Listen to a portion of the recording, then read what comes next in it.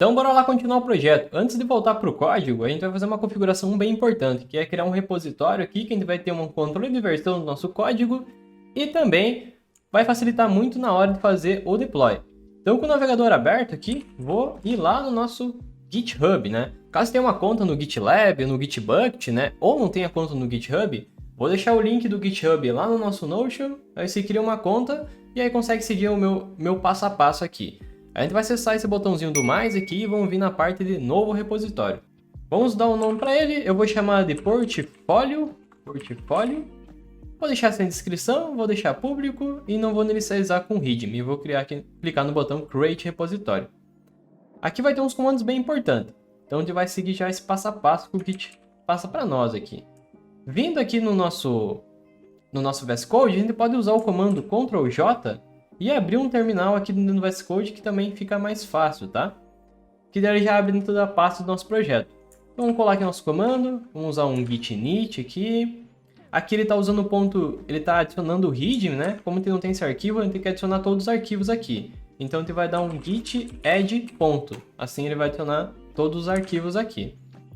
Por primeiro commit, podemos usar já essa primeira mensagem, só que está em inglês, então vamos escrever a nossa aqui. Então, git commit -m e aqui criando o projeto. Projeto. Project não, né? Projeto. A branch já vem com a master aqui para mim. Caso não venha, você tem que usar esse comando aqui, git branch -m master. A URL do nosso repositório, então para ele conseguir linkar esse init que a gente deu aqui com esse repositório que a gente criou lá. Então vamos colar ele aqui. E vamos fazer esse push aqui, mandando a nossa branch que está local aqui, que é a nossa branch master aqui.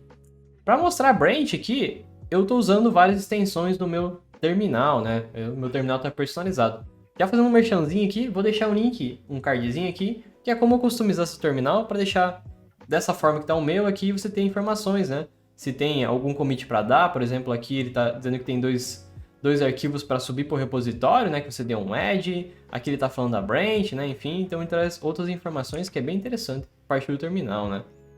E se eu atualizar aqui, essa página aqui já vai ter nossos dois arquivos lá criados aqui. Então ele criou o styles e o index.html. Aqui só ficou esse xzinho aqui para mim, porque eu já tinha um outro repositório com esse nome, eu só acabei renomeando, e daí ele quebrou o build lá de uma integração que eu tinha, tá? Mas para você não vai aparecer isso aqui, e a gente vai integrar com o serviço deploy depois, beleza? Então para ti não vai ter esse xzinho aí. Voltando aqui para o VS Code, vamos continuar nosso código aqui.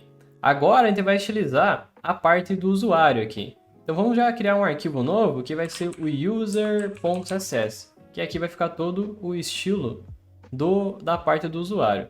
E aqui a gente vai ter uma classe que vai ser do user, que a gente vai fazer essa estilização. Vamos começar a construir nosso HTML. Aqui bem no topo a gente vai ter uma tag picture, que a gente vai carregar a nossa imagem. Então vou usar a tag img. E aí vamos criar já uma pasta que vai se chamar assets, que vai ter todos os nossos arquivos de imagem que a gente vai usar aqui. E aqui deixa eu pegar a minha imagem de avatar, que é esta aqui. Deixa eu colar ela aqui, e aí eu vou usar essa imagem de perfil. Obviamente isso aqui não vai estar no Notion, né? Então eu prefiro que você use uma foto sua, né? Então na parte do SAC aqui, assets, eu.jpg, e aqui embaixo a gente vai centralizar numa div as informações como o meu nome, o meu cargo e as redes sociais. Então a gente vai criar uma div. Aqui eu gosto de seguir uma lógica, quando geralmente é uma classe logo abaixo de uma classe Py, eu gosto de ser um nome complementar. Então aqui seria user underline content, que seria o conteúdo user, né? Aqui tem a imagem, aqui o resto do conteúdo. E aqui dentro a gente vai ter um H1, que no caso eu vou colocar o meu nome, Leonardo Vargas.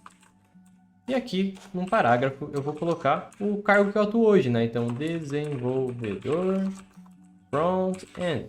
Caso você não esteja trabalhando, esteja à procura do primeiro emprego, também coloca o cargo que você deseja, né? Se é front-end, back-end, full stack, enfim. Aí você vê qual encaixa melhor para ti, tá? Vou salvar aqui.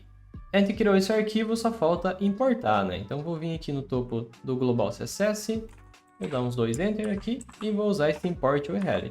Aqui, ponto barra, user CSS. Vou fechar o global, que a gente não vai precisar mais usar. Vou ocultar essa barra lateral. E vamos estilizar aqui o nosso nossa class user. Então vou copiar ela aqui e vou botar o ponto user. Aqui a gente vai colocar uns padding para afastar o conteúdo das laterais e embaixo. Em cima a gente vai deixar 0, porque a nossa imagem ela vai extrapolar a área, né, desse card, então não precisa de padding em cima. Vamos colocar um padding de 40px nas laterais e 40px embaixo. Aqui eu quero que esses dois conteúdos aqui fiquem um embaixo do outro e fiquem bem no meio desse card aqui. Então, eu vou colocar um display flex, um flex direction column e um align items center. E eu quero que a div e a imagem se afastem 12px. Então, como está um embaixo do outro, eu vou usar a propriedade row gap e vou colocar 12px de distância entre eles aqui, tá? Agora, vamos pegar e estilizar a nossa imagem aqui, tá? Que está dentro desse picture. Então, eu vou usar a nossa class.user aqui e vou acessar a nossa tag picture. Aqui para a parte do picture, eu quero que tenha uma largura de 200px, uma altura de 200px, um border radius de 12px e vou usar aqui um box shadow, que vai ser o nosso shadow image, eu acho que é isso. Deixa eu só confirmar aqui no global, mas acho que é isso. Aqui a gente vai usar o shadow image, beleza. A gente vai usar esse carinha aqui. E para a parte da imagem, a gente quer que ela não fique distorcida, não fique zoada ali, porque, por exemplo, a minha imagem que eu tenho aqui, ela tem uma resolução quadrada, acho que é 500 por 500, alguma coisa assim. Caso você tenha uma imagem que não seja quadrada, né, ela seja retangular, a gente vai usar umas propriedades aqui para que a imagem ela se encaixe nessa área de 200 por 200. Então, o que a gente vai fazer aqui? A gente vai selecionar o user picture dentro da tag img, que é onde a imagem está sendo carregada. Aqui a gente vai falar, ó, a gente quer que ocupe 100% da largura, 100% da altura, e eu quero que a imagem tenha Object Fit Cover. Assim a imagem vai se encaixar. Caso ela não seja uma imagem quadrada, se ela tenha mais altura, ele vai acabar cortando a altura que vai extrapolar e a imagem não fique distorcida, tá? Então deixa eu salvar aqui e vamos ver como está ficando o navegador. Vou abrir com o Live Server aqui. E tá ficando assim a nossa imagem. No caso, como eu disse, a minha é quadrado, né? E já tá com Object Fit, né? Não tem como te mostrar, mas caso você tenha uma imagem... Acho que eu consigo até pegar outra imagem minha aqui. Ó, eu peguei outra imagem minha aqui só pra testar aqui pra mostrar, ó. Essa imagem aqui, ela não é quadrada, né? Então ela tem uma altura muito maior. Então vamos usar essa imagem aqui só pra mostrar como que ficaria, ó. Vou mudar pra essa outra imagem. Tá vendo que ela tá cortada certinha? Mas se a gente vir até no inspecionar aqui e remover essa propriedade Object Fit, removendo aqui, a nossa imagem vai ficar distorcida. Por quê? Porque essa imagem ela tem uma altura muito maior do que essa aqui necessita, né? Então ela preencheu 100% da largura e também tentou preencher o 100% da altura. Assim a imagem ela acabou ficando achatada. Com a propriedade Object Fit, ele acaba vendo qual que é o menor, que no caso é menor a largura, então preenche 100% da largura. E caso a altura é maior, ele vai acabar cortando o que extrapola, tá? E aí fica certinho. Nesse caso aqui eu consigo usar até te mostrar outra propriedade. Por exemplo, essa minha imagem aqui, ela centralizou o meio, né? Por padrão ele centraliza no meio, só que eu quero que, obviamente, ele foque no rosto. Então aqui, por exemplo, eu poderia usar a propriedade Object Position e falar que eu quero que a imagem se posicione no topo. Então ele vai cortar a parte de baixo da imagem, não a parte de cima. E no caso, nesse aqui fica centralizado. Vamos supor que você pode usar até px aqui, tá? Se eu quero usar, por exemplo, 10px, a primeira propriedade, no caso, é a lateral, né? Eu teria que usar a segunda aqui, que no caso é para se eu quero orientar no eixo Y aqui, né? Então, consegue usar essa Object Position aqui para orientar a sua imagem, caso ela não seja quadrada, tá? Deixa eu voltar para minha outra. Eu prefiro aquela outra imagem como imagem de capa e deixa eu até remover esta aqui. Então, deixa eu deletá-la aqui. Então, beleza, a gente conseguiu fazer a nossa mágica imagem aqui para se encaixar. Outra coisa aqui, eu quero botar uma borda arredondada na minha imagem e aqui eu vou também repetir esse border radius. Aí você vai me perguntar por que eu estou repetindo em dois lugares, né? Eu poderia colocar só aqui na imagem, né? Não tem aqui. Se eu tirar esse border radius, o nosso box shadow fica bugado aqui, ó. Vou até dar um zoom aqui. O nosso box shadow fica bugado, então por isso que eu preciso nesses dois lugares para colocar o border radius. Ou outras pessoas podem falar, tá, por que tu não usa só o border radius aqui e bota um overflow? Se eu botar um overflow, ele vai bugar o box shadow. Então, nesse caso aqui, a gente vai ter que ter esses dois border radius aqui. E aqui vem uma parada que é pra gente conseguir jogar nossa imagem pra cima aqui. Pra não ter muita complicação, vai ser muito simples. Basicamente vai pegar a picture aqui, né, que tá junto com o card aqui, e a gente vai botar uma margem top negativa aqui. Uma solução bem simples. Então, vai pegar a metade da nossa altura dessa imagem e deslocar ela para cima. Então, a imagem fica bem no meio aqui, ó, desse box aqui. E aí, vamos utilizar essa parte do H1 e do parágrafo aqui. Aqui, eles estão dentro dessa content. Deixa eu até ocultar esse menu aqui. Então, também tem que utilizar esse cara aqui. Então, vou usar a minha classe userContent. Deixa eu fazer um scroll aqui. E aqui também eu quero que meus elementos estejam embaixo do outro e no centro. Então, mesma coisa em cima. Display flex, flex direction column e align items center. E aqui eu vou adicionar um row gap de 8px para afastar os elementos. Vou copiar esse estilo aqui. Opa, deixa eu copiar esse estilo aqui e dar um enter aqui também. E aqui vamos vir na parte do nosso H1.